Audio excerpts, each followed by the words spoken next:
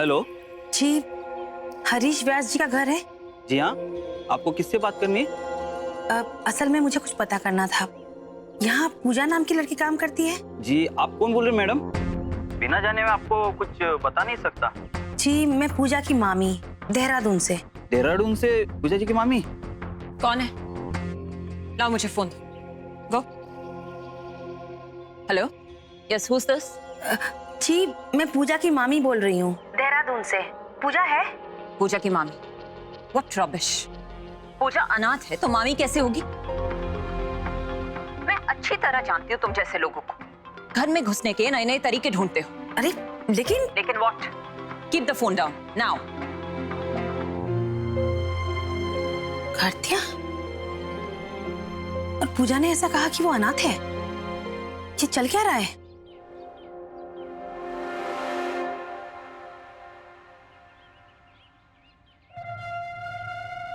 एक मिनट, कहीं सच में पूजा की मामी तो नहीं है? डैम, मैंने तो फोन डिस्कनेक्ट कर दिया।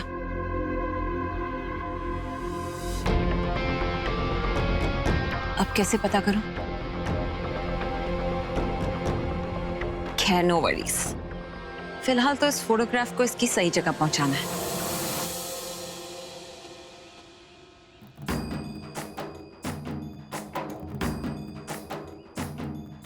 नरेन बाबू, नरेन बाबू, नरेन बाबू के पैरों की हालत देखिए, हमें उन्हें रोकना होगा। झूठी हमदर्दी देने की कोई जरूरत नहीं है। गौरी सिर्फ तुम्हारे हाथ से खा रही है, इसलिए भाई तुमसे कुछ कह नहीं रहे। लेकिन इसका यह मतलब नहीं है कि तुम भाई के आसपास घूम सको। देखिए, मैं जानती हूँ सब की शुरुआत मेरी वजह से हुई है, लेकिन इसका मतलब ये नहीं है कि मैं नरेन बाबू का अच्छा नहीं चाहती। मुझे एक बार उनसे बात करनी कोई जरूरत नहीं है। भाई से 1 किलोमीटर का डिस्टेंस बना के रखो, नहीं तो तुम्हें मुझे घर भेजने का नया रास्ता ढूंढना पड़ेगा। याद है ना हरिद्वार से तुम किस तरह भागी थी?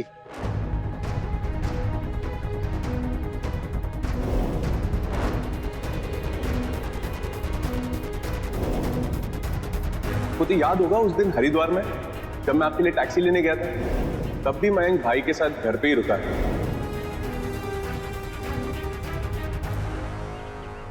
आने दो पूजा के मामा जी को, सब बताती हूँ। लड़की को सर पर चढ़ा के रखा है और लड़की को देखो झूठ को सच कर करके क्या क्या गुल खिला रही है। प्लीज रेचल, एक बार मेरी बात तो सुन लो। देखो, बड़ी मुश्किल से तुम्हारा नंबर मिला है। पूजा जी ने तुम्हारे बारे में बताया था। क्या बस हम एक बार मिल सकते हैं? आई प्रॉमिस, मैं ज्यादा टाइम वेस्ट नहीं करूंगा। बस 10 मिनट के लिए मिल लो मुझसे।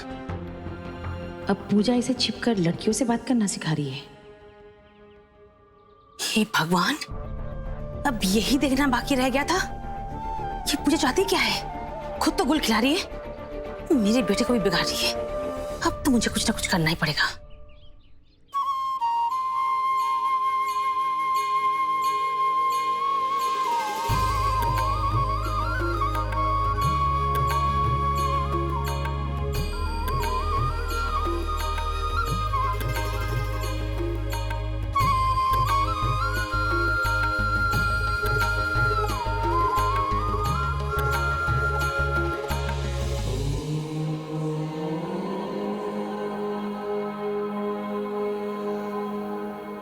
भाई थोड़ा सा कुछ,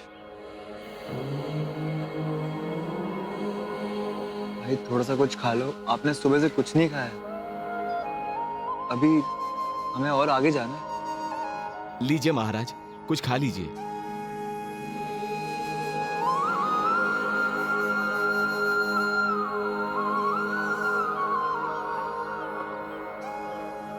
गौरी, थोड़ा सा तो खा लो। देखो, हरे हरे पत्ते।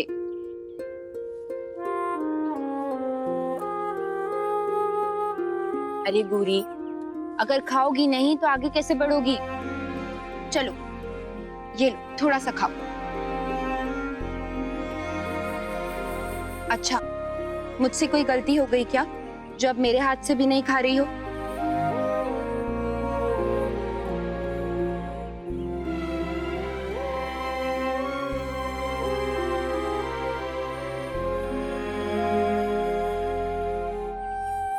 गौरी, कुछ तो खा लो।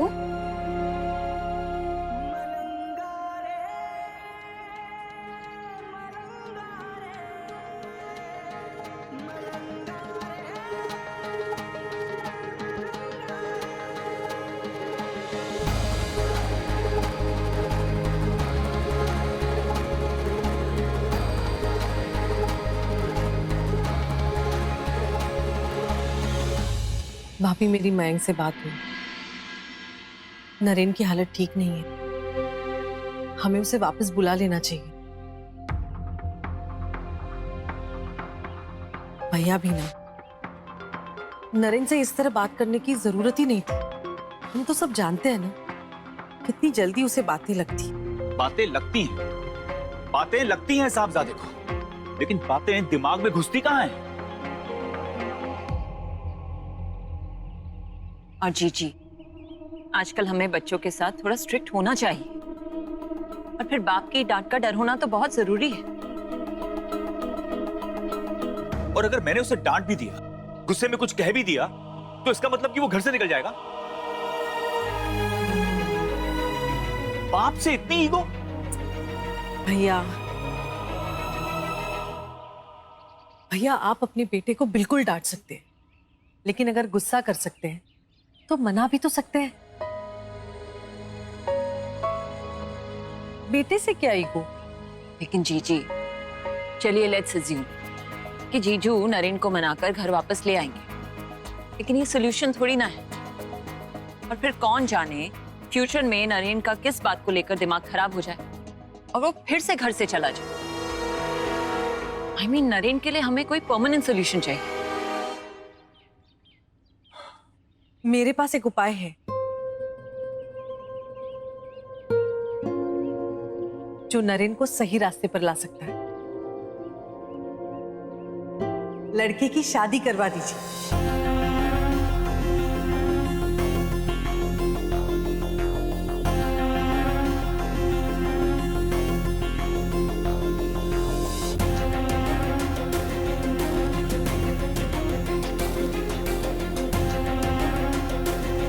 हाँ भैया, एक बार नरेन की शादी हुई, लड़के के कंधे पर जिम्मेदारी का बोझ पड़ा तो सब अपने आप ठीक हो जाएगा।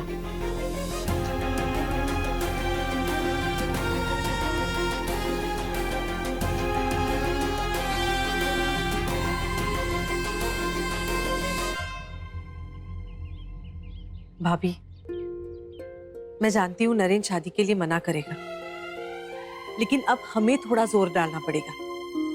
और इस बार आप कोई भी उससे कुछ मत कहिएगा, लौटने दीजिए नरेन को। इस बार मैं खुद उससे शादी की बात करूंगी। पर हर्षा, शादी की बात तो दूर, पहले नरेन किसी लड़की से मिलने को तैयार तो हो। वो तो शादी का नाम सुनते ही उसके तो तेवर चढ़ जाते हैं। कोई बात नहीं भैया, मैं बात करूंगी तो मना नहीं कर पाएगा। और मैंने तो अपने ससुराल में सबसे कह भी दिया है कि नरेन के लायक अगर कोई लड़की निगाह में हो तो मुझे तुरंत बताए।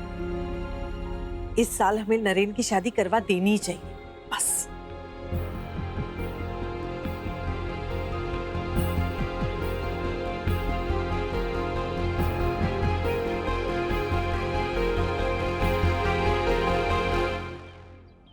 शादी की बात होते ही जीजू और सू इतने परेशान क्यों हो जाते हैं? पता नहीं क्या क्या बातें छुपा कर बैठे हैं ये दोनों। आराम से भाइयों, आराम से। कल तड़के हम सब सुबह राम जी के द्वार के लिए निकल जाएंगे। आप सब लोग आराम कीजिए, जाइए आराम करिए भाइयों। जय श्री राम, जय श्री राम, जय श्री राम, जय श्री राम, जय श्री राम। थोड़ा सा तो पी लो, कुछ खाया भी नहीं आपने।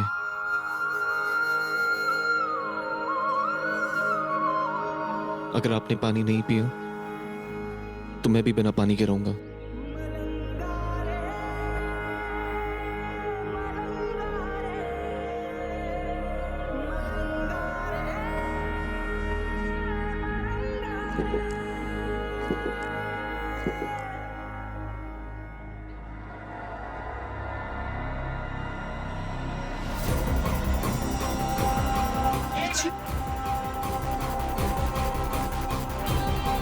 नरेन बाबू,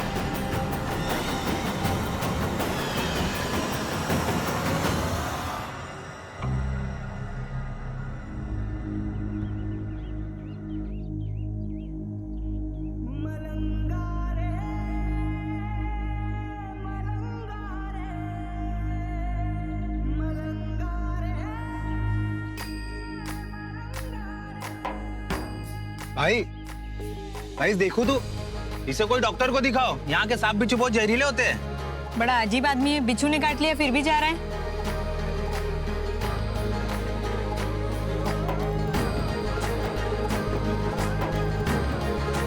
परम आनंद का एहसास जब तन मन की कोई सुध न रहे तो बस आत्मा, और ये हर किसी के समझ के बाहर है।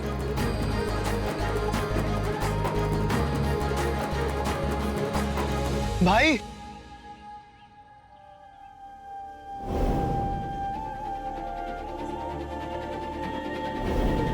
भाई उसे अभी शायद भूख नहीं लगी होगी, शायद कुछ और खा ले। मैं लेकर आता हूँ।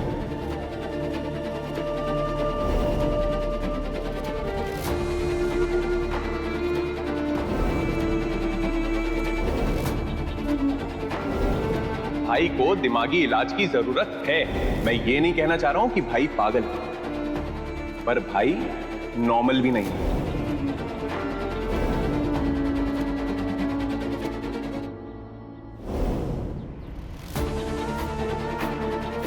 मैं तो कहता हूं ऐसे लोग दूसरों के लिए बाद में, पहले खुद के लिए खतरा होते हैं। शायद राहुल सही कह रहे हैं, नरेन बाबू को ट्रीटमेंट की जरूरत है। इससे पहले ये खुद को और चोट पहुंचाए, नरेन बाबू को घर वापस लेकर जाना पड़ेगा। वैसे जीजी की बात में दम है। अगर नरेन की शादी हो गई तो मे बी वो सच में बदल जाए। क्या हुआ जीजू, शादी की बात उठाते ही आप दोनों इतना परेशान क्यों हो जाते हैं? देखिए, नरेन को कन्विंस करने से पहले आपको खुद को कन्विंस करना होगा। वैसे एक बात कहूं, शादी की बात शुरू करने से पहले हमें नरेन का पूरा ट्रीटमेंट करा लेना चाहिए। Treatment? What treatment Neelima? I know कि कोई भी माँ बाप अपने बच्चे के बारे में ऐसा नहीं सोच सकता, पर ट्रस्ट मी, नरेन की हालत नॉर्मल नहीं है। नीलू, ऐसी कोई बात नहीं है। नरेन बिल्कुल ठीक है, उसे कुछ नहीं हुआ है।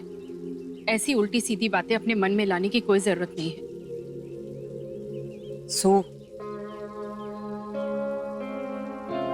मैं नरेन की सिर्फ चाची नहीं हूं, उसकी मौसी भी हूं। और मैं भी चाहती हूं कि नरेन मयंक और राहुल की तरह एक नॉर्मल जिंदगी जिए, जीजू के साथ जाकर ऑफिस में उनका हाथ बटाए। और क्या तुम नहीं चाहती तुम्हारी एक लवली बहू आए? और अगर नरेन इस तरह की हरकतें करता रहा तो कौन माँ बाप अपनी बेटी देने को रेडी होंगे?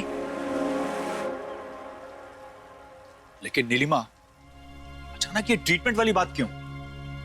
अचानक नहीं जीजू, मैं तो कब से नरेन के लिए साइकोलॉजी प्रोग्राम तैयार कर रही हूँ। अगर आप मुझे रोकते नहीं तो शायद आज ये दिन नहीं आता। I mean, don't get me wrong, मैं ये नहीं कह रही हूँ कि नरेन पागल है, बट वो नॉर्मल भी तो नहीं है। और मैंने पहले भी डॉक्टर से बात की है और उनका भी यही मानना है कि हमें नरेन को केयर सेंटर में एडमिट करके उसका जल्द से जल्द ट्रीटमेंट शुरू कर देना चाहिए।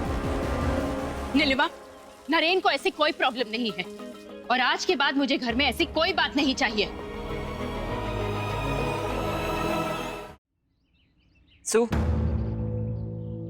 कोई भी फैसला लेने से पहले आप दोनों एक बार, ये कुछ फोटोग्राफ्स हैं, ये देख लें।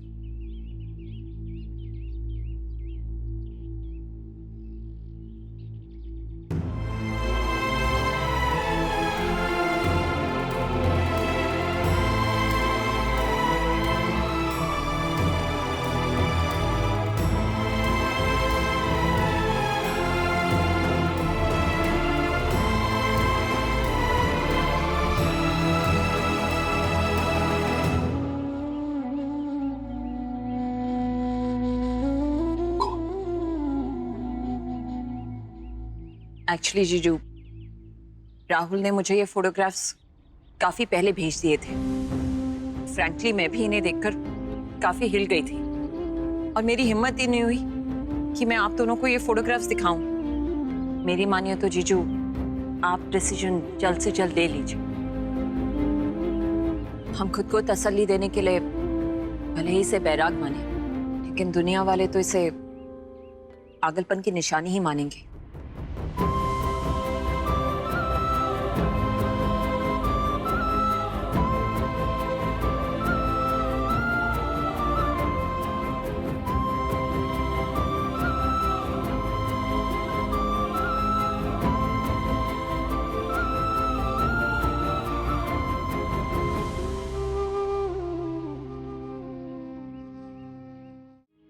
रंग काचा काचा मन पे चढ़े ना, सच्ची लगन कभी हाट में बिके ना।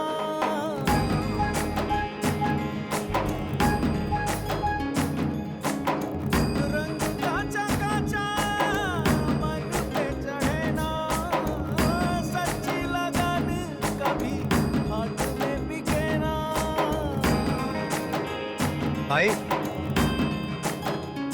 भाई गोरी चलने में बहुत परेशान कर रही है, इसको मैं बांध दूं क्या?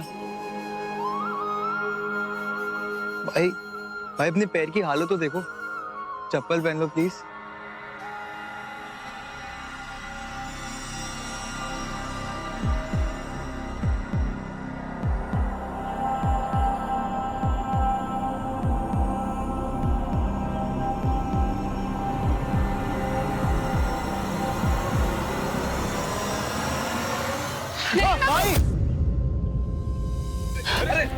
कोई प्लीज डॉक्टर को बुलाइए। जल्दी। नरेन बाबू, डॉक्टर। आप खुद ही देखिए ताई जी, भाई कितने वीक लग रहे। अब कुछ खाएंगे नहीं, पिएंगे नहीं तो और वीक होते जाएंगे। और इतनी धूप में नंगे पैर चलना, इट्स नॉट इजी। हम सबने बहुत कोशिश की कि किसी तरह भाई वापस घर आ जाए, पर भाई किसी की सुनते कहां हैं।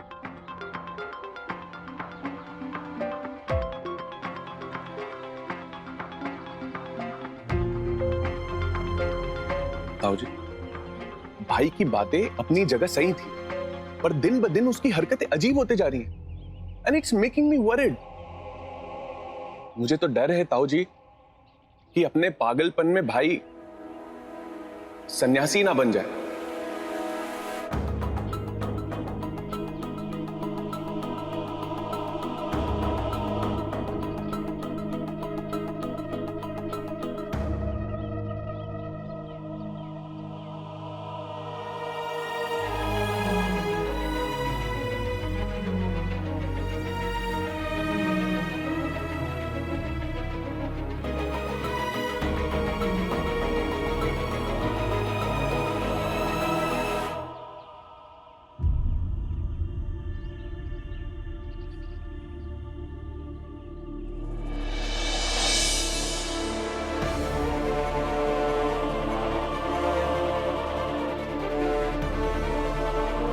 तरह सबको छोड़ के मत जाइए।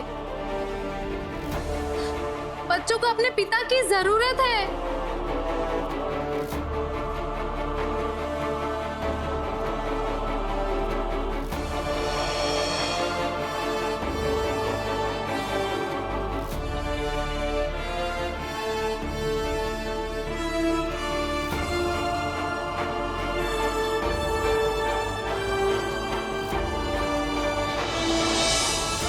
जीजू, मैं आपका डर समझ सकती हूँ। नरेन के दादाजी भी तो ऐसे ही चले गए थे, लेकिन डरना कोई सोल्यूशन नहीं है जीजू। अब आपको कुछ स्ट्रॉन्ग डिसीजंस लेने ही होंगे। कहीं ऐसा ना हो कि आप भाई बहन ने जो सालों पहले देखा था वो आपके और सूख के सामने भी रिपीट हो। नरेन को हमेशा के लिए सन्यास के रास्ते पर भेजने से बेटर है आप उसे ट्रीटमेंट के लिए भेज दें।